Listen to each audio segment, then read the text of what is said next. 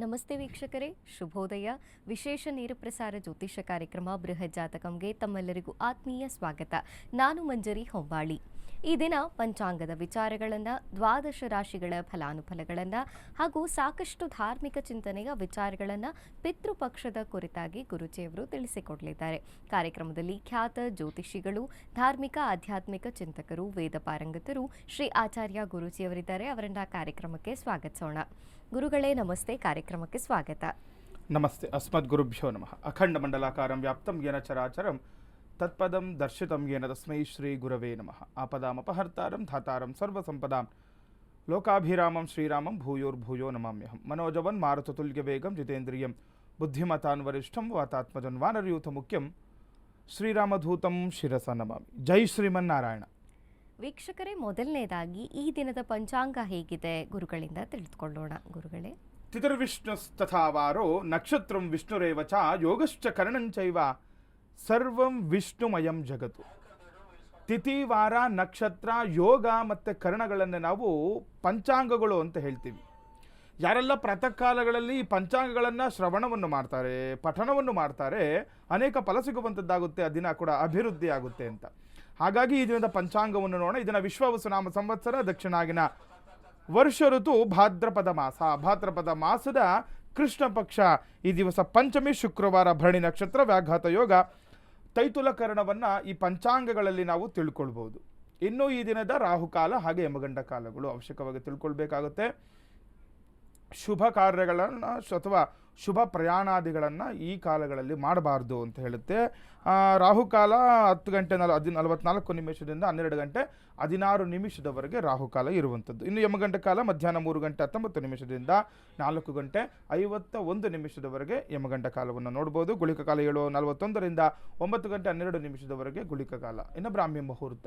ಯಾರೆಲ್ಲ ಈ ಜಪತಪ ಹೋಮ ಹವನಾದಿಗಳು ಮಾಡ್ಕೊಳ್ಳಿಕ್ಕೆ ಶುಭವಾಗಿರುವಂತಹ ಸಮಯ ಬ್ರಾಹ್ಮಿ ಮುಹೂರ್ತ 4 ಗಂಟೆ 35 ನಿಮಿಷದಿಂದ 5 ಗಂಟೆ 22 ನಿಮಿಷದವರೆಗೆ ಈ ದಿನ ನಾವು ಬ್ರಾಹ್ಮಿ ಮುಹೂರ್ತವನ್ನು ತಿಳ್ಕೊಳ್ಬೋದು. ಇನ್ನು ಸೂರ್ಯೋದಯ ಬೆಳಗ್ಗೆ 6 ಗಂಟೆ 9 ನಿಮಿಷಕ್ಕೆ ಸೂರ್ಯೋದಯವಾದರೆ ಸಂಜೆ ಸೂರ್ಯಾಸ್ತಮ 6 ಗಂಟೆ 23 ನಿಮಿಷಕ್ಕೆ ಈ ದಿನ ಸೂರ್ಯ ಅಸ್ತಮವಾಗುವುದನ್ನು ಕೂಡ ನಾವು ನೋಡ್ಬೋದಾಗಿದೆ. ವೀಕ್ಷಕರೇ, ಪಂಚಾಂಗದ ವಿಚಾರ ಹೇಗಿದೆ ಗುರುಗಳಿಂದ ತಿಳಿದುಕೊಂಡಿದ್ದೇವೆ. ಕಾರ್ಯಕ್ರಮದಲ್ಲಿ ನೀವು ಕೂಡ ಕರೆ ಮಾಡಬಹುದು. ನಿಮ್ಮ ಯಾವುದೇ ಸಮಸ್ಯೆಗಳಿದ್ರೂ, ಯಾವುದೇ ಪ್ರಶ್ನೆಗಳಿದ್ರೂ ಗುರುಗಳ ಬಳಿ ನೇರವಾಗಿ ಮಾತನಾಡಿ ಸಾಕಷ್ಟು ಪರಿಹಾರಗಳನ್ನು, ಅದಕ್ಕೆ ಉಪಾಯಗಳನ್ನು ಕಂಡುಕೊಳ್ಳಬಹುದಾಗಿದೆ. ಇನ್ನು ಪ್ರತಿನಿತ್ಯವೂ ಕೂಡ ಗುರುಗಳು ಸಾಕಷ್ಟು ಧಾರ್ಮಿಕ ಚಿಂತನೆಯ ವಿಚಾರಗಳನ್ನು ಕಾರ್ಯಕ್ರಮದಲ್ಲಿ ತಿಳಿಸ್ತಾ ಬಂದಿದ್ದಾರೆ. ಅದರಲ್ಲೂ ಮುಖ್ಯವಾಗಿ ಪಿತೃಪಕ್ಷದ ಬಗ್ಗೆ, ಈ ಒಂದು ದಿವಸಗಳಲ್ಲಿ ಯಾವೆಲ್ಲ ಕಾರ್ಯಗಳನ್ನು ಆಚರಣೆ ಮಾಡಬೇಕು, ಯಾರು ಮಾಡಬೇಕು, ಯಾರಿಗೆ ಅಧಿಕಾರ ಇರುತ್ತೆ, ಯಾರಿಗಿರಲ್ಲ, ಇರದೇ ಇರೋರು ಏನು ಮಾಡಬೇಕು, ಹೆಣ್ಣು ಮಕ್ಕಳು ಯಾವೆಲ್ಲ ಆಚರಣೆಗಳನ್ನು ಮಾಡಿದ್ರೆ ಪಿತೃಗಳಿಗೆ ಸದ್ಗತಿ ಸಿಗುತ್ತೆ, ಇದನ್ನೆಲ್ಲ ಗುರುಗಳು ತಿಳಿಸಿದ್ದಾರೆ. ಅದೇ ವಿಷಯವನ್ನು ಮುಂದುವರಿಸೋದಾದರೆ ಗುರುಗಳೇ, ಇವತ್ತು ಸಾಕಷ್ಟು ಜನರ ಮನೆಯಲ್ಲಿ ಹೆಣ್ಣು ಮಕ್ಕಳೇ ಇರ್ತಾರೆ, ಅವ್ರು ಏನು ಮಾಡಬೇಕು ಅಂತ ತಿಳಿಸ್ತಿದ್ರಿ. ಅದ್ರ ಬಗ್ಗೆನೇ ಜಾಸ್ತಿ ಇನ್ನೊಂದು ಸ್ವಲ್ಪ ಮಾಹಿತಿ ನಮ್ಮ ವೀಕ್ಷಕರಿಗೆ ಕೊಡಿ. ಜೊತೆಗೆ ಇನ್ನು ಮುತ್ತೈದೆಯಾಗಿ ಗಂಡ ಇರುವಾಗಲೇ ಸಾಕಷ್ಟು ಜನ ಹೆಣ್ಣು ಮಕ್ಕಳಿಗೆ ತೀರ್ಕೊಳ್ತಾರಲ್ಲ, ಅವ್ರಿಗೂ ಏನಾದ್ರು ವಿಶೇಷ ಆಚರಣೆಗಳಿರುತ್ತಾ? ಮತ್ತು ಕೆಲವೊಬ್ಬರು ಆಕ್ಸಿಡೆಂಟ್ಗಳಲ್ಲಿ ಹೋಗ್ಬಿಡ್ತಾರೆ, ಅಪಘಾತ ಆಗಿರುತ್ತೆ, ಆ ಥರದ್ದೇನಾದ್ರು ಅವರಿಗೆ ಸಪ್ರೇಟಾಗಿ ಅಂತ ಏನಾದ್ರು ಇದನ್ನು ಶ್ರಾದ್ದ ಕಾರ್ಯಗಳನ್ನು ನಡೆಸೋದಿರುತ್ತಾ, ಹೇಗೆ? ಈಗ ಸಾಮಾನ್ಯವಾಗಿ ಎಲ್ಲರೂ ಕೂಡ ತಿಳ್ಕೊಳ್ಬೇಕಾಗಿರೋ ಒಂದು ತುಂಬ ಉಪಯುಕ್ತ ಮಾಹಿತಿ ಆಗಿರುತ್ತೆ ಇದು. ಈಗ ಗುರುಗಳೇ, ನಾವು ಅವರು ಈಗ ಯಾವ ರೀತಿ ಪಕ್ಷಗಳನ್ನ ಆಚರಣೆ ಮಾಡ್ತಾರೆ, ಕೆಲವೊಬ್ಬರು ಅವ್ರು ಯಾವತ್ತು ಮರಣ ಹೊಂದಿರ್ತಾರೆ ಆ ತಿಥಿಗಳನ್ನು ನೋಡಿ ಆ ದಿವಸನೇ ಕೆಲವೊಂದು, ಈಗ ನೋಡಿ, ಈಗ ನಾವು ಮಾಸಿಕ ಎಲ್ಲ ಮಾಡಿದಾಗ ಯಾವೊಂದು ತಿಥಿಯಲ್ಲಿ ಮರಣ ಹೊಂದಿರುತ್ತೆ ಅಂದರೆ ದಿನ ಡೇಟ್ ಬರ್ಕೊಳ್ಳಲ್ಲ, ನಾವಿಲ್ಲಿ ತಿಥಿ ನೋಡ್ಕೊಂಡಿರ್ತೀವಿ. ಈಗ ಯಾರಾದರೂ ನವಮಿಯಲ್ಲಿನೋ ಅಥವಾ ದ್ವಾದಶಿನೋ ಅಥವಾ ಅಷ್ಟಮಿಯಲ್ಲಿ ಏನಾದರೂ ಮರಣ ಹೊಂದಿದ್ರೆ ಆ ಮಾಸದಲ್ಲಿ ಯಾವಾಗ ಈಗ ಶುಕ್ಲ ಪಕ್ಷದ ಮರಣ ಹೊಂದಿರ್ತಾರೆ, ಇನ್ನು ಕೆಲವರು ಕೃಷ್ಣ ಪಕ್ಷದಲ್ಲಾಗಿರುತ್ತೆ. ಆ ಪಕ್ಷದ ನವಮಿ ಅಥವಾ ದ್ವಾದಶಿನೋ ಅಥವಾ ಪಂಚಮಿನೋ ಯಾವುದೋ ಒಂದು ತಿಥಿಯಲ್ಲಿ ಅವರು ಪ್ರತಿ ಮಾಸದಲ್ಲೂ ಕೂಡ ಆಚರಣೆ ಮಾಡ್ಕೊಂಡು ಬರೋ ರೀತಿ ವಾರ್ಷಿಕವಾಗಿ ಕೂಡ ಅದೇ ರೀತಿ ಕೆಲವರು ಆಚರಣೆಯನ್ನು ಮಾಡ್ತಾ ಇದ್ದಾರೆ. ಅದು ತಪ್ಪಂತಲ್ಲ. ಅದರೊಟ್ಟಿಗೆ ನಾವು ಸಾಮಾನ್ಯವಾಗಿ ಪಿತೃಪಕ್ಷ ಅಂತ ಕೂಡ ನೋಡುವಂಥದ್ದು. ಈಗ ಕೇಳ್ಬೋದು ಕೆಲವರು, ಗುರುಗಳೇ ನಾವು ವಾರ್ಷಿಕವಾಗಿ ಮಾಡ್ತಾ ಇದ್ದೀವಿ, ಪ್ರತಿ ವರ್ಷವೂ ಈ ಒಂದು ನಮ್ಮ ಹಿರಿಯರಿಗೆ ಎಡೆ ಇಡುವಂಥದ್ದು ಒಂದು ಶ್ರಾದ್ದಾದಿಗಳನ್ನು, ತರ್ಪಣಾದಿಗಳನ್ನು ಮಾಡ್ತಾ ಇದ್ದೀವಿ. ಪಿತೃಪಕ್ಷದಲ್ಲೂ ಮಾಡಬೇಕೆ ಅಂತ ನೋಡಿ, ಅವಶ್ಯಕವಾಗಿ ಮಾಡ್ಕೊಳ್ಬೇಕು. ತಿಳ್ಕೊಂಡ್ಬಿಡಿ, ನಾವು ಏನೋ ಮಾಡಿಬಿಟ್ಟಿದ್ದೀವಿ, ವರ್ಷದಲ್ಲಿ ಆಗೋಗ್ಬಿಟ್ಟಿದೆ ಅಂತೇಳಿ ನೀವು ಈ ಪಕ್ಷದಲ್ಲೇ ಮಾಡದಲ್ಲೇ ಇರಬಾರ್ದು ಯಾವತ್ತೂ ಕೂಡ. ಯಾಕಂದರೆ ಈ ಪಿತೃಪಕ್ಷಕ್ಕೆ ತುಂಬ ಮಹತ್ವ ಇರುವಂಥದ್ದಾಗುತ್ತೆ, ನಾವು ತಿಳ್ಕೊಳ್ಬೇಕು.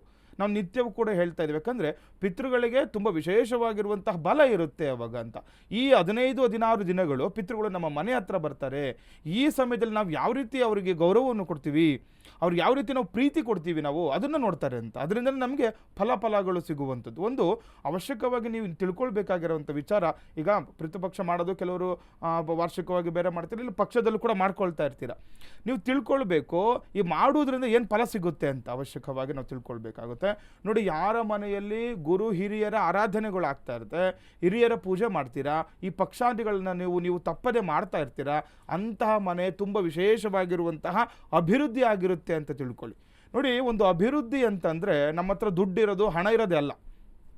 ನೀವು ತಿಳ್ಕೊಳ್ಬೇಕು, ನಾವು ದೊಡ್ಡ ಬಂಗ್ಲೆಲಿರೋದಲ್ಲ, ನೀವು ಗುಡಿಸ್ಲಲ್ಲಿರಿ, ನೆಮ್ಮದಿಯಾಗಿರುವಂಥದ್ದೇ ನಮಗೆ ಒಂದು ಅವಶ್ಯಕವಾಗಿರುವಂಥದ್ದು. ಹಾಗಾಗಿ ಯಾರ ಮನೆಯಲ್ಲಿ ನೆಮ್ಮದಿಯ ವಾತಾವರಣಗಳಿರುತ್ತೆ, ಯಾರ ಮನೆಯಲ್ಲಿ ಅವ್ರ ದಿನನಿತ್ಯವೂ ಏನಾದ್ರು ಕೆಲಸಗಳಿರುತ್ತೆ, ನೋಡಿ ಯಾವ ಮನೆಯಲ್ಲಿ ಕೆಲಸ ಕಾರ್ಯ ಇಲ್ಲದಲ್ಲಿ ಎಷ್ಟೋ ಜನ ಕೂತಿರ್ತಾರೆ, ಯಾರ ಮನೆಯಲ್ಲಿ ಶುಭ ಮಂಗಳ ಕಾರ್ಯಗಳು ನಡೀತಾ ಇರುತ್ತೆ, ನೋಡಿ ಟೈಮಿಂಗ್ ಸರಿಯಾಗಿ ಮದುವೆಗಳು ಆಗ್ತಾರೆ. ನೋಡಿ, ನಾವು ಎಷ್ಟೋ ಜನ ಬಡ ಕುಟುಂಬದಲ್ಲಿ ನೋಡ್ಬೋದು, ಅವರು ಕರೆಕ್ಟಾಗಿ ಮದುವೆ, ಅವ್ರ ಏಜಿಗೆ ಮದುವೆ ಆಗ್ತಾರೆ, ದಿನನಿತ್ಯ ಒಂದಲ್ಲ ಒಂದು ರೀತಿ ಕೆಲಸ ಕಾರ್ಯಗಳನ್ನು ಮಾಡ್ಕೊಳ್ತಾ ಇರ್ತಾರೆ. ಅವ್ರಿಗೆ ಏನು ಅವಶ್ಯಕತೆ ಇದೆ ಅಷ್ಟು ದುಡಿತಾರೆ, ಅಷ್ಟು ಊಟ ಮಾಡ್ತಾರೆ, ಆರಾಮಾಗಿ ನಿದ್ದೆ ಮಾಡ್ತಾರೆ, ಮಕ್ಕಳಿರ್ತಾರೆ, ಎಲ್ಲ ಕೂಡ ನಾವು ನೋಡ್ತಾ ಇರ್ತೀವಿ. ಆದರೆ ನಾವು ಎಷ್ಟೋ ಜನ ನೋಡ್ತೀವಿ, ನಾವು ಎಷ್ಟೇ ದೊಡ್ಡ ದೊಡ್ಡ ಬಂಗ್ಲೆಯಲ್ಲಿದ್ದರೂ ಕೂಡ ಎಷ್ಟು ನೆಮ್ಮದಿ ಇಲ್ದಲೆ, ಕೆಲವರು ನಿದ್ದೆನೇ ಕೂಡ ಬರ್ತಾ ಇರಲ್ಲ. ಈ ರೀತಿ ತೊಂದರೆಗಳನ್ನು ಅನುಭವಿಸುವಂಥದ್ದಾಗುತ್ತೆ ಪಿತೃಪಕ್ಷದಿಂದ. ಗುರುಜಿ, ಈ ವಿಚಾರವನ್ನು ಮುಂದುವರಿಸೋಣ. ಅದಕ್ಕಿಂತ ಮುಂಚೆ ದ್ವಾದಶ ರಾಶಿಗಳ ಫಲಾನುಫಲ ಈ ದಿನ ಹೇಗಿದೆ ನೋಡೋಣ. ವೀಕ್ಷಕರೇ, 12 ರಾಶಿಗಳ ಫಲಾನುಫಲ ಪ್ರತಿದಿನದಂತೆ ಶುಭ ಫಲಗಳನ್ನು ಇಂದು ದ್ವಾದಶ ರಾಶಿಗಳ ನಿತ್ಯ ಭವಿಷ್ಯ ಹೇಗಿದೆ ಗುರುಜಿಯವರಿಂದ ತಿಳಿದುಕೊಳ್ಳೋಣ.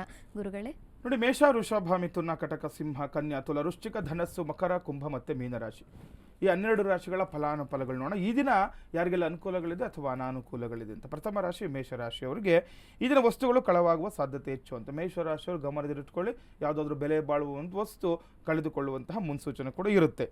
ಎಚ್ಚರ ತುಂಬ ಅಗತ್ಯವಾಗಿರುತ್ತೆ. ಇನ್ನು ಮನೆ ನಿರ್ಮಾಣ ಕಾರ್ಯಗಳಲ್ಲಿ ಸಮಸ್ಯೆಗಳು ಕೂಡ ಎದುರಾಗ್ಬೋದು. ಯಾರೆಲ್ಲ ಮೇಷರಾಶಿಗಳಿದ್ದೀರೋ ಸ್ವಲ್ಪ ಈ ದಿನ ಎಚ್ಚರಿಕೆಯಿಂದ ಇರ್ಬೋದು. ಮನೆಗೆ ಸಂಬಂಧಪಟ್ಟಂತಹ ಕೆಲಸ ಕಾರ್ಯಗಳು ಕೂಡ ಸ್ವಲ್ಪ ತಡ ಆಗುತ್ತೆ ಅಂತಲೂ ಕೂಡ ಹೇಳ್ತಾರೆ. ಅದಕ್ಕೆ ಸಮಸ್ಯೆಗಳು ಕೂಡ ಬರುವಂಥದ್ದಾಗುತ್ತೆ. ಬೆಲೆ ಬಾಳುವ ವಸ್ತು ಕಳವಾಗುವ ಸಾಧ್ಯತೆ ಕೂಡ ಇರೋದ್ರಿಂದ ಎಚ್ಚರಿಕೆ ಅಗತ್ಯ ಇವತ್ತು ಮೇಷರಾಶಿಯವರಿಗೆ. ವೃಷಭ ರಾಶಿಯವರಿಗೆ ನೋಡಿದಾಗ ಹಣಕಾಸಿನ ವಿಷಯದಲ್ಲಿ ನಿಮಗೆ ಸಹಾಯ ದೊರಕುತ್ತೆ ಅಂತ. ಯಾರೆಲ್ಲ ವೃಷಭ ರಾಶಿಗಳಿದ್ದೀರಾ, ಯಾರಾದರೂ ಹೆಲ್ಪ್ ಮಾಡಿದ್ರೆ, ನಮಗೆ ಯಾವುದೋ ಒಂದು ಹಣದ ಸಿಗಾಕೊಂಡ್ಬಿಟ್ಟಿರ್ತೀರ ಹಣದ ವಿಚಾರವಾಗಿ ಅಂತ ಮನಸ್ಸಿಗೆ ಇದ್ದರೆ ನಿಮಗೆ ಒಂದು ಸಹಾಯ ಸಿಗುತ್ತೆ ಅಂತ ಹೇಳ್ತಾರೆ. ಯಾರೊಬ್ಬರು ಬಂದು ನಿಮಗೆ ಹಣದ ವಿಚಾರವಾಗಿ ಅನುಕೂಲಗಳನ್ನು ಮಾಡ್ತಾರೆ. ಆಸ್ತಿ ವಿಚಾರದಲ್ಲಿ ಕೂಡ ಭಿನ್ನಾಭಿಪ್ರಾಯಗಳಾಗುವ ಸಾಧ್ಯತೆ ಇದೆ. ವೃಷಭ ರಾಶಿಯವರು ಗಮನದಲ್ಲಿಟ್ಕೊಳ್ಳಿ, ಯಾವುದೇ ರೀತಿಯ ಆಸ್ತಿ ವ್ಯವಹಾರಗಳನ್ನು ಈ ದಿನ ಮಾಡ್ಕೊಳ್ಬಾರ್ದು ಅಂತ. ಮಿಥುನ ರಾಶಿಯವರಿಗೆ ನೋಡಿದಾಗ ವಾಹನ ಚಾಲನೆ ಮಾಡುವಾಗ ಎಚ್ಚರಿಕೆ ಅಗತ್ಯ. ಯಾರೆಲ್ಲ ಮಿಥುನ ರಾಶಿಗಳಿದ್ದೀರಾ, ತುಂಬ ಎಚ್ಚರಿಕೆಯಿಂದ ಇರಬೇಕು. ವಾಹನ ಚಲಾವಣೆ ಮಾಡುವಾಗ ಈ ದಿನ ಅಪಘಾತಗಳಾಗುವ ಮುನ್ಸೂಚನೆ ಇರುತ್ತೆ. ಕುಟುಂಬ ಕೆಲಸ ಕಾರ್ಯಗಳಲ್ಲಿ ವಿಘ್ನಗಳು, ಆರೋಗ್ಯದಲ್ಲಿ ಚೇತರಿಕೆ ಅಂತ ಹೇಳ್ತಾ ಇದೆ. ಮಿಥುನ ರಾಶಿಯವರು ಅಂದರೆ ನಿಮ್ಮ ಕೆಲಸ ಕಾರ್ಯಗಳು ಮನೆಯಲ್ಲಿ ಒಂದು ಕುಟುಂಬದ ನಿಮಿತ್ತ ಮಾಡಬೇಕಾಗಿರೋ ಕೆಲಸ ಕಾರ್ಯಗಳಲ್ಲಿ ಅನುಕೂಲ ಇದೆ. ಆದರೆ ವಿಘ್ನಗಳು ಕೂಡ, ಒಂದು ಆರೋಗ್ಯದಲ್ಲಿ ಚೇತರಿಕೆ ಅಂತ ಅಂದರೆ ಆರೋಗ್ಯದಲ್ಲಿ ಕೂಡ ನಿಮಗೆ ಅನುಕೂಲಗಳಿದೆ. ಆದರೆ ಎಚ್ಚರಿಕೆಯಿಂದ ಇರಬೇಕು ವಾಹನ ಚಾಲನೆ ಮಾಡುವಾಗ ಮಾತ್ರ. ಇನ್ನೆಲ್ಲ ಬೇರೆ ವಿಚಾರಗಳು ಅನುಕೂಲಗಳು ಆಗುತ್ತೆ ನಿಮಗೆ. ಕರ್ಕಾಟಕ ರಾಶಿಯವರಿಗೆ ನೋಡಿದಾಗ ಇತರರೊಂದಿಗೆ ಎಚ್ಚರಿಕೆಯಿಂದ ವರ್ತಿಸುವುದು ಸೂಕ್ತ. ಯಾರೆಲ್ಲ ಕರ್ಕಾಟಕ ರಾಶಿಗಳಿದ್ದರೆ ಗಮನದಲ್ಲಿಟ್ಕೊಳ್ಳಿ, ಬೇರೆಯವರೊಂದಿಗೆ ವ್ಯವಹಾರಗಳನ್ನು ಮಾಡುವಾಗ ಅಥವಾ ಮಾತನಾಡುವಾಗ ಏನೋ ಒಂದು ಕೆಲಸ ಕಾರ್ಯ ಆಗಬೇಕಂದ್ರೆ ನೀವು ಚರ್ಚೆ ಮಾಡಬೇಕಾಗುತ್ತೆ ಬೇರೆಯವ್ರ ಜೊತೆ, ಆವಾಗ ಸ್ವಲ್ಪ ಎಚ್ಚರಿಕೆಯಿಂದ ಇರಬೇಕು. ಆರ್ಥಿಕ ಒತ್ತಡಗಳು ಹೆಚ್ಚಾಗುವ ಸಾಧ್ಯತೆ ಇದೆ. ಹಣಕಾಸಿನ ವಿಚಾರವಾಗಿ ಒತ್ತಡಗಳು ಹೆಚ್ಚಾಗುವಂಥದ್ದು. ಯಾರಿಗೂ ಹಣ ಕೊಡ್ತೀನಿ ಅಂದಿರ್ತೀರಾ, ಹಣ ನೀವು ಎಲ್ಲೋ ಬೇರೆ ಕಡೆಯಿಂದ ಬರೋ ನಿರೀಕ್ಷೆ ಇಟ್ಕೊಂಡಿರ್ತೀರ, ಆದರೆ ಹಣ ಬರೋದಿಲ್ಲ ಅಥವಾ ಒತ್ತಡಗಳು ಹೆಚ್ಚಾಗುವಂಥದ್ದೆಲ್ಲ ಇರುತ್ತೆ ಇವತ್ತು ಕರ್ಕಾಟಕ ರಾಶಿಯವರಿಗೆ. ಸಿಂಹರಾಶಿಯವರಿಗೆ ನೋಡಿದಾಗ ವ್ಯವಹಾರ ಚಟುವಟಿಕೆಗಳು ಸರಾಸರಿ ವೇಗದಲ್ಲಿ ಕಾರ್ಯನಿರ್ವಹಿಸಲಿದೆ. ಸಿಂಹರಾಶಿಯವರಿಗೂ ಕೂಡ ತುಂಬ ವಿಶೇಷವಾಗಿರುತ್ತೆ. ಏನಾದರೂ ವ್ಯವಹಾರಗಳು ಇಟ್ಕೊಂಡಿದ್ರೆ ಈ ದಿನ ನಿಮಗೆ ಸರಾಸರಿ ವೇಗವಾಗಿ ಕೆಲಸ ಕಾರ್ಯಗಳಾಗುತ್ತೆ. ದೂರದ ಪ್ರಯಾಣದಲ್ಲಿ ಕೂಡ ಅಭಿವೃದ್ಧಿ. ಯಾರೆಲ್ಲ ಸಿಂಹರಾಶಿಗಳಿದ್ದಾರೆ, ಏನಾದರೂ ಪ್ರಯಾಣ ಇತ್ತು ಅಂದರೆ ನೀವೆಲ್ಲಾದರೂ ಹೊರಗಡೆ ಹೋಗಬೇಕು, ಪ್ರಯಾಣ ಮಾಡ್ಕೊಳ್ಬೇಕು ಅಂದ್ರೆ ಇವತ್ತು ಹೋಗ್ಬೋದು, ಅದರಲ್ಲಿ ಅಭಿವೃದ್ಧಿ ಕೂಡ ಇರುವಂಥದ್ದು. ಕನ್ಯಾ ರಾಶಿಯವರಿಗೆ ನೋಡಿದಾಗ ಕುಟುಂಬದಲ್ಲಿ ಆನಂದ ಹೆಚ್ಚಾಗುವಂತಹ ಸಂದರ್ಭ ಇರುವಂಥದ್ದು. ಕುಟುಂಬದವರೊಟ್ಟಿಗೆ ನೋಡಿ ಇವತ್ತೇನು ಪಿತೃ ಕಾರ್ಯ ಮಾಡ್ಬೋದು, ಕುಟುಂಬದವರೊಟ್ಟಿಗೆ ಎಲ್ಲರೂ ಕೂಡ ಸೇರ್ಬೋದು, ತುಂಬ ಚೆನ್ನಾಗಿರುತ್ತೆ ಇವತ್ತು. ಇನ್ನು ಉತ್ತಮ ಸುದ್ದಿ ಕೇಳುವಂಥ ಅವಕಾಶಗಳು ಕೂಡ ಅಂತ ಹೇಳ್ತಾರೆ. ನೋಡಿದರೆ ಒಳ್ಳೆಯ ಯಾವುದೋ ಒಂದು ವಿಚಾರ ನಿಮಗೆ ತುಂಬ ಇಷ್ಟ ಆಗಿರೋವಂಥದ್ದು, ಯಾವುದೋ ಕೆಲಸ ಕಾರ್ಯನೋ ಒಂದು ವ್ಯಕ್ತಿಗತ ಆಗ್ಬೋದು ಅಥವಾ ನಿಮ್ಮ ಕೆಲಸ ಕಾರ್ಯ ಕ್ಷೇತ್ರದಲ್ಲಿನೋ ಶುಭ ಸುದ್ದಿ ಕೇಳ್ತೀರಾ. ಇನ್ನು ನಿರುದ್ಯೋಗಿಗಳಿಗೆ ಉದ್ಯೋಗ ಒಂದು ಅವಕಾಶಗಳು ಕೂಡ ದೊರಕುತ್ತೆ ಅಂತ ಹೇಳ್ತಾರೆ. ಕನ್ಯಾ ರಾಶಿಯವರಿಗೆ ಒಳ್ಳೆಯ ದಿನ, ಉದ್ಯೋಗದಲ್ಲಿ ಅವಕಾಶಗಳು ಕೂಡ ಹೆಚ್ಚು.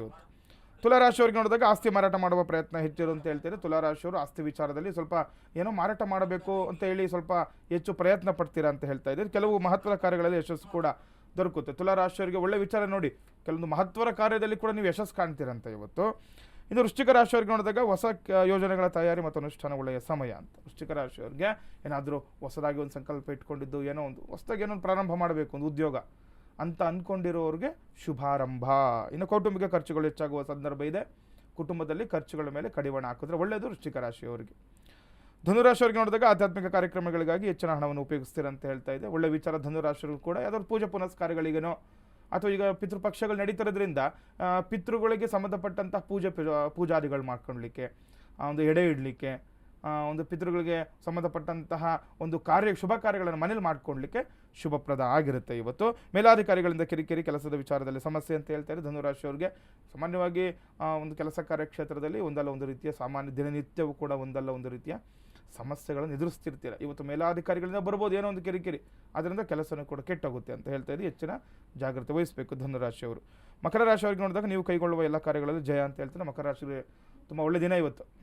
ಅಂದರೆ ಏನಾದರೂ ಅಂದ್ಕೊಂಡ್ರೆ ಆ ಕೆಲಸವನ್ನು ಪೂರ್ಣಗೊಳಿಸ್ತೀರ ಇವತ್ತು. ಗೃಹ ನಿರ್ಮಾಣದಂಥ ಕಾರ್ಯಗಳು ಕೂಡ ಪೂರ್ಣ ಆಗುತ್ತೆ ನೋಡಿ. ಏನಾದರೂ ಮಕರ ರಾಶಿಯವರು ಮನೆ ಕಟ್ತಾ ಇದ್ದರೆ ನಿಮಗೆ ಒಳ್ಳೆ ದಿನ. ಸುಮ್ಮನೆ ಮನೆ ಕಟ್ಟಬೇಕಾದ್ರೆ ಏನೋ ತೊಂದರೆ ಆಗಿರ್ಬೋದು ಹಿಂದಿನ ದಿನಗಳು, ಇವಾಗ ಒಳ್ಳೇದಾಗುತ್ತೆ ನೋಡ್ಕೊಳ್ಳಿ. ಅದಕ್ಕೆ ಸಂಬಂಧಪಟ್ಟಂಥ ವಿಚಾರಗಳು ಪೂರ್ಣಗೊಳ್ಳುತ್ತೆ ಅಂತಲೂ ಕೂಡ ಹೇಳ್ತಾ ಇದೆ. ಕುಂಭರಾಶಿಯವರಿಗೆ ನೋಡಿದಾಗ ಹಣಕಾಸಿನ ವಿಷಯದಲ್ಲಿ ಎಚ್ಚರ ಇರಬೇಕು.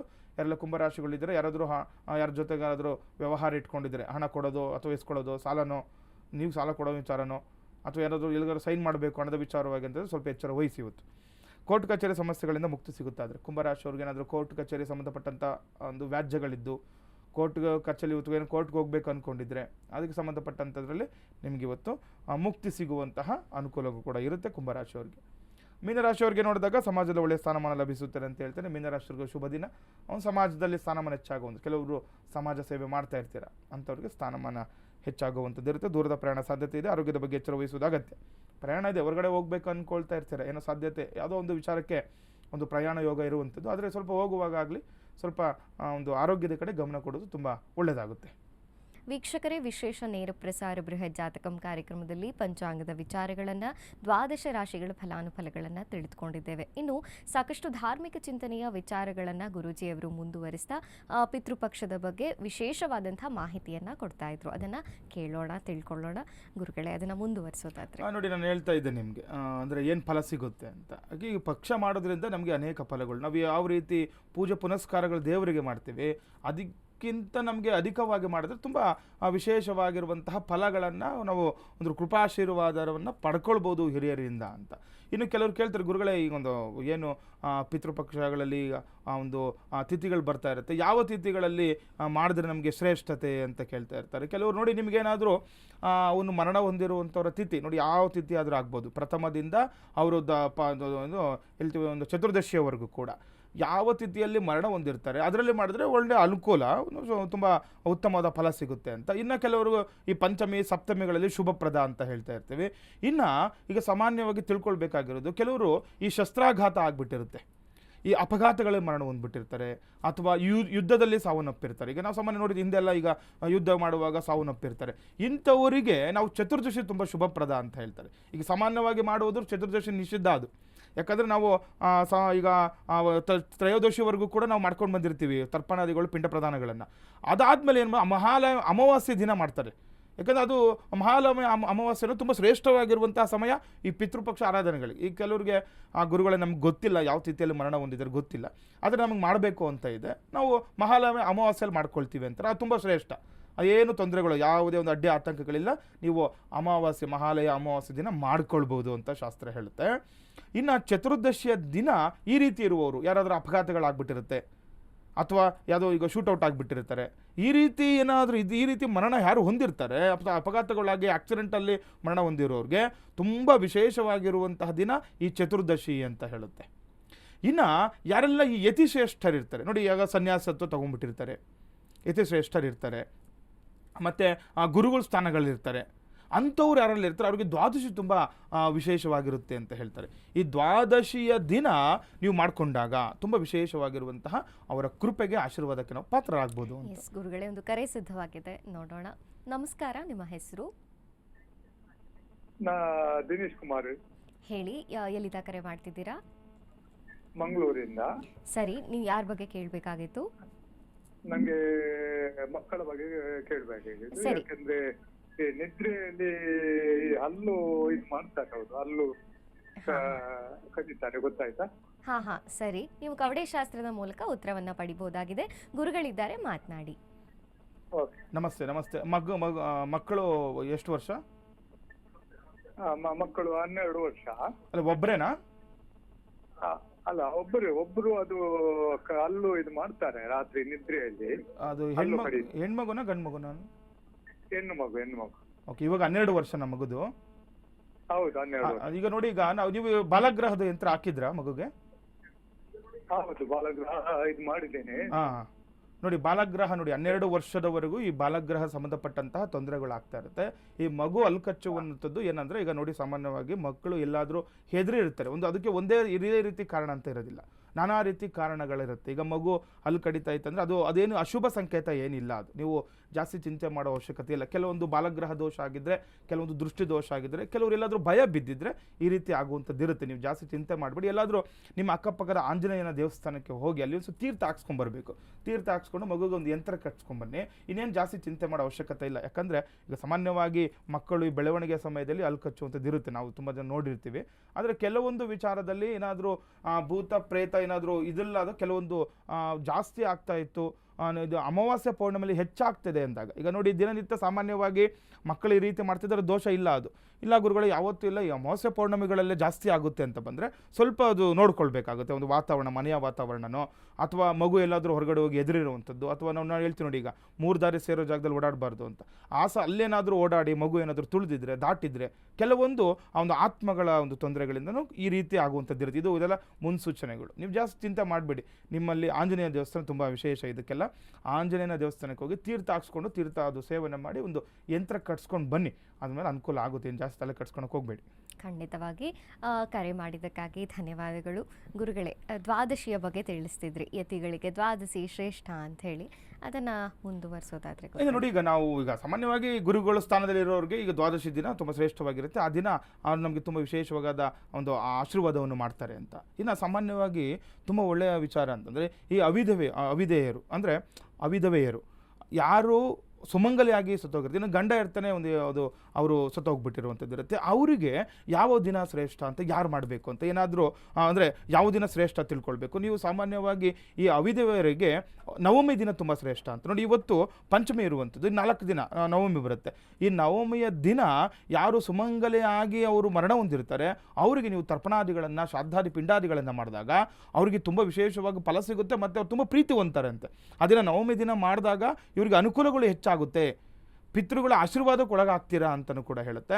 ಈಗ ಇನ್ನೊಂದು ವಿಚಾರ, ದ್ರೋಹಿತ್ರ ಕರ್ತೃಕ ಶ್ರಾದ್ದ ಅಂತ ಇರುತ್ತೆ. ಅಂದರೆ ಯಾರ ಮನೆಯಲ್ಲಿ ಒಂದು ಹೆಣ್ಣು ಸಂತಾನ ಮಾತ್ರ ಇರುತ್ತೆ, ಹೆಣ್ಣು ಸಂತಾನ ಮಾತ್ರ, ಗಂಡು ಯಾರೂ ಹುಟ್ಟೇ ಇರಲ್ಲ, ತಂದೆ ತಾಯಿ ಇಬ್ಬರು ಹೋಗ್ಬಿಟ್ಟಿರ್ತಾರೆ. ಈಗ ಮಾಡಬೇಕಾಗಿರೋದು ಹೆಣ್ಮಗಳು ಒಬ್ಬಳೇನೆ. ಹೆಣ್ಮಗಳು ಇವಳಿಗೆ ಯಾವ ದಿನ ಶ್ರೇಷ್ಠ ಅಂತ ತಿಳ್ಕೊಳ್ಬೇಕು ನೀವು. ಈಗ ಹೆಣ್ಣು ಮಗಳು ಇದ್ದಾಗ ಹೆಣ್ಮಗಳು ಮಾಡೋದಲ್ಲ, ಹೆಣ್ಣು ಮಗಳ ಮಗ ಅಂದರೆ ಮಗ ಯಾರು ಮಾಡ್ತಾನೆ, ನೀವು ಅವಶ್ಯಕವಾಗಿ ತಿಳ್ಕೊಳ್ಳಿ. ಮೊಮ್ಮಗ, ಈ ಮೊಮ್ಮಗ ಏನಂದರೆ ತಾಯಿಯ ತಂದೆ ಅಲ್ಲ, ತಾಯಿಯ ತಂದೆ, ತಾಯಿಯ ತಾಯಿ. ಯಾರು ತಾಯಿಯ ತಾಯಿ ಇರ್ತಾರೆ, ತಾಯಿಯ ತಂದೆ ಇರ್ತಾರೆ, ಅವ್ರು ಮರಣ ಹೊಂದಿದ್ದು, ಈ ಮೊಮ್ಮಗ ಯಾರಿರ್ತಾನೆ, ಈ ಮಗಳ ಮಗ ಯಾರಿರ್ತಾನೆ, ಇವನು ಈ ಅಮಾವಾಸ್ಯ ನಂತರ ನೆಕ್ಸ್ಟ್ ಏನು ನಾವು ಪಾಡ್ಯಮಿ ಅಂತ ಹೇಳ್ತೀವಿ ನಾವು, ಅದು ಇವಾಗ ಭಾದ್ರಪದ ಆಶ್ವೀಜ ಮಾಸದ ಪಾಡ್ಯಮಿಯ ದಿನ ತುಂಬ ಶ್ರೇಷ್ಠವಾಗಿರುವಂಥ ಸಮಯ ಈ ಸುಮಂಗಲಿಯವರಿಗೆ. ಯಾರು ವಿಧವೆ ಆಗದೇ ಸತ್ತೋಗಿರ್ತಾರೆ, ಸುಮಂಗಲಿಯಾಗಿ ಸತ್ತೋಗಿರ್ತಾರೆ, ಮರಣ ಹೊಂದಿರ್ತಾರೆ, ಇಂಥವ್ರಿಗೆ ಈ ಪಾಡ್ಯಮದಲ್ಲಿ ತುಂಬ ವಿಶೇಷವಾಗಿರುವಂತಹ ಅನುಕೂಲಗಳನ್ನು ನಾವು ಅಂದರೆ ಪಿತೃಗಳ ಆಶೀರ್ವಾದವನ್ನು ಪಡ್ಕೊಳ್ಬೋದು ಅಂತ ಹೇಳುತ್ತೆ. ಹಾಗಾಗಿ ನೋಡಿ, ಈ ರೀತಿ ಇರುವಂಥ ತಿಥಿಗಳಲ್ಲಿ ಕೆಲವೊಂದು ವಿಚಾರವಾಗಿ ನಾವು ಮಾಡ್ಕೊಂಡಾಗ ಅವಶ್ಯಕವಾಗಿ ಅನುಕೂಲಗಳಾಗುತ್ತೆ. ಗುರುಗಳಿಗೆ ಯಾವ ರೀತಿ ನಮಗೆ ಇದರಿಂದ ಏನು ಫಲ, ನಾನು ಹೇಳಿದೆ ಯಾವಾಗಲೇ ಫಲಗಳು. ಯಾಕಂದರೆ ಪಿತೃಗಳ ಆಶೀರ್ವಾದ ಇತ್ತು ಅಂದರೆ ನಮಗೆ ತುಂಬ ಚೆನ್ನಾಗಿರುತ್ತೆ, ಮನೆಯಲ್ಲಿ ಅನುಕೂಲಗಳಾಗುತ್ತೆ. ನೋಡಿ, ನಾವು ಎಷ್ಟೋ ಜನ ನೋಡಿರ್ತೀವಿ ಮನೆಯಲ್ಲಿ ತುಂಬ ಅಂಗವಿಕಲರಿರ್ತಾರೆ. ನೋಡಿ, ಮಗು ಜನನವಾಗೋಕೆ ಮುಂಚೆನೇ ಏನೋ ಒಂದು ಅಂಗವೈಕಲ್ಯದಿಂದ ಮಗು ಜನನ ಆಗ್ಬಿಡುತ್ತೆ. ಈ ರೀತಿಯೆಲ್ಲ ತೊಂದರೆಗಳಾಗ್ತಾ ಇರುತ್ತೆ. ಹಾಗಾಗಿನೇ ಪಿತೃಪಕ್ಷಗಳನ್ನು ಅವಶ್ಯಕವಾಗಿ ಮಾಡ್ಕೊಳ್ಬೇಕು. ಇಲ್ಲ ಗುರುಗಳೇ, ನಮಗೆ ಪಿತೃಪಕ್ಷದಿಂದ ಇದು ಏನು ನಮಗೇನು ಫಲ ಇಲ್ಲ, ಏನಿಲ್ಲ, ಕೆಲವರು ಕೇಳ್ತಾರೆ ಇದರಿಂದ ಏನು ನಮ್ಗೆ ಅನುಕೂಲಗಳಾಗ್ಬಿಡುತ್ತೆ ಅಂತ. ಅದು ಯಾರು ಅನುಭವಿಸ್ತಿರ್ತಾರೆ ಅವ್ರಿಗೆ ಗೊತ್ತಿರುತ್ತೆ.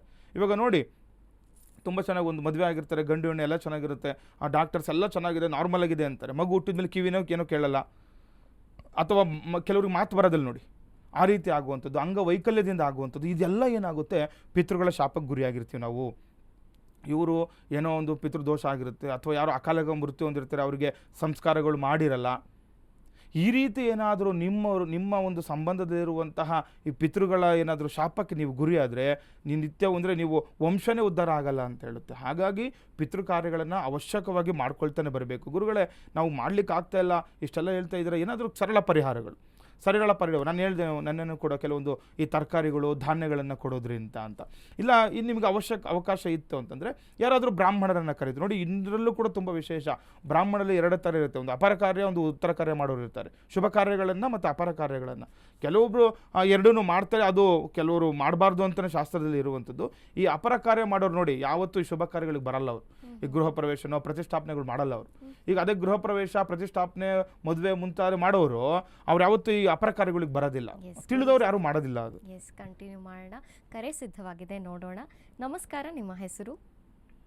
ನಮಸ್ಕಾರ ಮೇಡಮ್. ಹಾ, ಯಾರ ಬಗ್ಗೆ ಕೇಳಬೇಕಾಗಿತ್ತು ಮೇಡಮ್? ನಮ್ಮ ಬಗ್ಗೆನೇ ಕೇಳಬೇಕಾಗಿತ್ತು. ಹೇಳಿ, ನೀವು ಹುಟ್ಟಿದ ದಿನಾಂಕವನ್ನ ತಿಳಿಸಿ. ಮೇಡಮ್ 8/12 ಹ್ಮ್ 1992 ಮೇಡಮ್. 92. ಹೌದು ಮೇಡಮ್. ಹುಟ್ಟಿದ ಸಮಯ? ಮೇಡಮ್ ಸಮಯ ಬೆಳಗ್ಗೆ 3 ಗಂಟೆ. ಬೆಳಗಿನ ಜಾವ 3 ಗಂಟೆ. ಹುಟ್ಟಿದ ಸ್ಥಳ ಗೊತ್ತಿದೆಯಾ? ಹೇಳಿ madam. Hoskote madam. Srinivasa nursing home, Hoskote. Hoskote. ಸರಿ, ಗುರುಗಳಿದ್ದಾರೆ, ನೇರವಾಗಿ ಮಾತನಾಡಿ. ನಮಸ್ತೆ ಅಪ್ಪ. ನಮಸ್ಕಾರ ಗುರುಜಿ. ಇದು ಬೆಳಗಿನ ಜಾವ 9 ಗಂಟೆ ಅಂದರೆ ನೀವು ಬೆಳಕರಿದ್ರೆ 8ನೇ ತಾರೀಕಾ? 3 ಗಂಟೆ ಗುರುಜಿ. ಅಲ್ಲ, ಬೆಳಗಿನ ಜಾವ 3 ಗಂಟೆ ಅಂದರೆ ನೀವು ಅದನ್ನ ಬೆಳಗ್ಗೆ ಆದರೆ 8ನೇ ತಾರೀಕು ಅಲ್ವಾ? ಹೌದು ಗುರುಜಿ, ಹೌದು. ಹೇಳಿ, ಏನು ಪ್ರಶ್ನೆ ಇತ್ತು? ಭರಣಿ ನಕ್ಷತ್ರ, ಮೇಷರಾಶಿ. ಏನು ಪ್ರಶ್ನೆ ಇತ್ತಪ್ಪ? ಗುರುಜಿ, ಅದೇ ನಮ್ದು ಕೆಲ್ಸದ್ದು ಏನು ಆಗ್ತಾ ಇಲ್ಲ ಗುರುಜಿ. ಯಾವ ಕೆಲ್ಸಕ್ಕೆ ಕೈ ಹಾಕಿದ್ರು ಆಗ್ತಾ ಇಲ್ಲ, ಏನೂ ಇಲ್ಲ. ನೋಡಿ, ಇವಾಗ ನಿಮ್ಗೆ ಲಗ್ನದಿಂದ ನಾವು ಸಾಮಾನ್ಯವಾಗಿ ಈ ಕೆಲಸದ ವಿಚಾರ ಅಂತ ಬಂದಾಗ ನಾವು 4ನೇ ಮನೆ ಅಥವಾ 5 ಮನೆ ನೋಡ್ತಾ ಇರ್ತೀವಿ. ಇದ್ರ ಜೊತೆ ನೋಡಿ, ನಮಗೆ ಏನಾದರೂ ಈ ನೀಚ ಗ್ರಹಗಳ ದೃಷ್ಟಿ ಇತ್ತು ಅಂದರೆ ಕೆಲವೊಂದು ತೊಂದರೆಗಳು ಆಗ್ತಾ ಇರುತ್ತೆ. ನೀವೇನು ಕೆಲಸ ಮಾಡ್ತಾ ಇದ್ರಿ? ನೋಡಿ, ಈಗ ಏನೇ ಕೆಲಸ ಮಾಡ್ತಿದ್ರು ಕೂಡ ಈ ಅಲಂಕಾರಿಕ ವಸ್ತುಕ್ಕೆ ಸಂಬಂಧಪಟ್ಟಂಥದ್ದು ಅದರಲ್ಲಿ ತುಂಬ, ಯಾಕೆ ಶುಕ್ರ ಗ್ರಹ ಜಾತಕದಲ್ಲಿ ತುಂಬ ಬಲನಾಗಿದೆ. ನಿಮಗೆ ಏನಾದರೂ ಈ ಸಿನಿಮಾ ಕ್ಷೇತ್ರನೋ ಅಥವಾ ಏನಾದರೂ ಈ ಕೆಲವರು ವಿಡಿಯೋಸ್ ಮಾಡ್ತಾ ಇರ್ತಾರೆ, ಆ ರೀತಿ ಮಾಡುವಂಥದ್ದು, ಅಥವಾ ಯಾವುದಾದ್ರೂ ಆಗ್ಬೋದು. ಈಗ ಕಲೆ ನಂಬ್ಕೊಂಡಿರುವಂಥವ್ರು, ಅಥವಾ ಆ ರೀತಿ ಇರುವಂತಹ ವಿಚಾರದಲ್ಲಿ ನಿಮಗೆ ತುಂಬ ಅನುಕೂಲಗಳಿದೆ. ಆ ರೀತಿ ಇರುವಂತಹ ಕೆಲಸ ಕಾರ್ಯಗಳು ತೊಡಗಿಕೊಳ್ಬೇಕು. ಮತ್ತು ನೋಡಿ, ನೀವು ಯಾವುದೇ ರೀತಿಯ ಏನು ಹೇಳುತ್ತೆ, ಬೇರೆಯವ್ರ ಜೊತೆ ಮಾಡಬೇಡಿ. ನೀವು ಸ್ವಂತ ಓನ್ ಬಿಸ್ನೆಸ್ಗಳು ಮಾಡ್ಕೊಳ್ಳಿ, ಅದರಿಂದ ಕೂಡ ಅನುಕೂಲ ಆಗುತ್ತೆ. ಇಷ್ಟು ದಿನ ಸ್ವಲ್ಪ ಕಷ್ಟ ಆಗಿರ್ಬೋದು ನಿಮಗೆ. ಇವಾಗ ನೋಡಿ, ನಿಮ್ಮ ಜಾತಕ ಫಲದಲ್ಲಿ ರಾಹು ಅಂತ ಕುಜ ರಾಹು ಸಂಧಿ ಶಾಂತಿ ಮಾಡಿಸ್ಕೊಳ್ಬೇಕು. ನೀವು ಮಂಗಳ ದಶೆ ಮುಗ್ದು ಈಗ ರಾಹು ದಶೆ ಪ್ರಾರಂಭ ಆಗ್ತಾ ಇದೆ. ಈಗ ಒಂದು 5-6 ವರ್ಷದಿಂದ ಕೂಡ ಸ್ವಲ್ಪ ಕಷ್ಟಪಟ್ಬಿಟ್ಟಿದ್ದೀರಾ ನೀವು.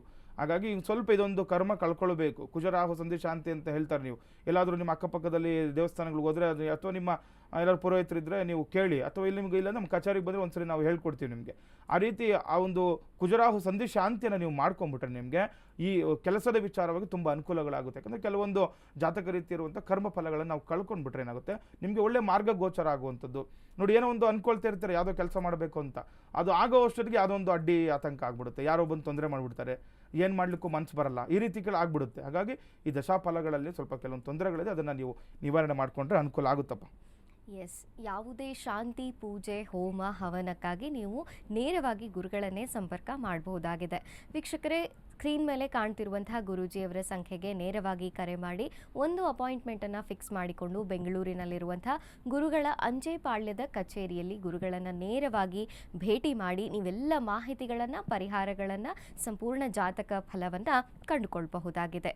ಗುರುಗಳೇ, ಇವತ್ತು ಪಂಚಾಂಗದ ವಿಚಾರಗಳನ್ನು, ದ್ವಾದಶ ರಾಶಿಗಳ ಫಲಾನುಫಲಗಳನ್ನು, ಜೊತೆಗೆ ಸಾಕಷ್ಟು ಧಾರ್ಮಿಕ ಚಿಂತನೆಯ ವಿಚಾರಗಳನ್ನು ತಿಳಿಸಿಕೊಟ್ಟಿದ್ದೀರಿ. ಧನ್ಯವಾದಗಳು. ಲೋಕ ಸಮಸ್ತ ಸುಖಿನೋ ಭವಂತು, ಸಮಸ್ತ ಸನ್ಮಂಗಲಾನಿ ಭವಂತು. ಶ್ರೀಮತೇ ರಾಮಾನುಜಾಯ ನಮಃ. ವೀಕ್ಷಕರೇ, ಇದಾಗಿತ್ತು ಈ ಹೊತ್ತಿನ ವಿಶೇಷ ನೇರ ಪ್ರಸಾರ ಜ್ಯೋತಿಷ್ಯ ಕಾರ್ಯಕ್ರಮ ಬೃಹತ್ ಜಾತಕಂ. ಮತ್ತೆ ಮುಂದಿನ ಸಂಚಿಕೆಯಲ್ಲಿ ಭೇಟಿಯಾಗೋಣ. ನೋಡ್ತಾ ಇರಿ ಅಶ್ವವೇಗ ಸುದ್ದಿವಾಹಿನಿ. ಇದು ಸತ್ಯಾನ್ವೇಷಣೆಯ ಓಟದಲ್ಲಿ.